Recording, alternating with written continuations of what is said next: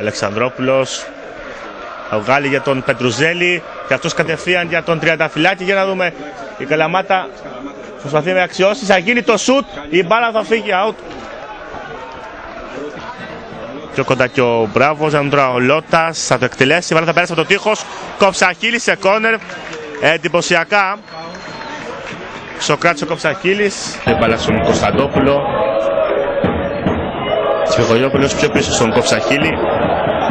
Παραλίγο να γίνει το λάθος από κοντά, η μπάλα γκολ. Γκολ η μπάλα από το τραγικό λάθος του Κοψαχίλη. Ο Πανηλιακός θα ανοίξει το σκορ και θα κάνει το 1-0.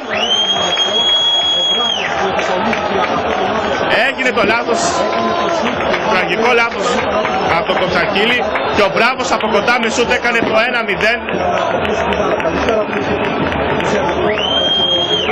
1-0 λοιπόν. Φάλσου μου επικητής ο Λότας. Κοψαχίλης για παλιά γκολ. 2-0. 2-0 δυστυχώς για την δυτική μας ομάδα. Δεν έριξαν οι αμυντικοί της Καλαμάτας και με κεφαλιά κατευθείαν για μπάλα.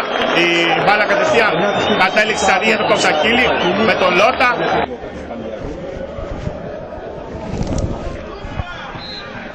Τελέχει το φάουλ από τον Νικολόπουλο, η μπάλα γκολ. Στη κλειστή γωνία, γκολ λοιπόν 3-0 για το Πανηλιακό. Με τον Νικολόπουλο, η μπάλα στη κλειστή γωνία. Εδώ ο Σωτηρόπουλος θέλει να μπει μες στην περιοχή μου, συνεχίζει το σουτ. Γκολ 4-0 για το Πανηλιακό. 4-0 λοιπόν για την ομάδα του Πανηλιακού.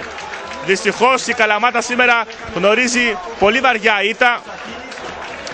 Ο Σωτηρόπουλος έκανε το σουτ, έδιωξε ο Κοψαχίλης και πήρε το rebound. Ο Θονιάτης και με πλασέ έκανε το 4-0 για να στείλει την μπάλα στα δίχτυα του Κοψαχίλη.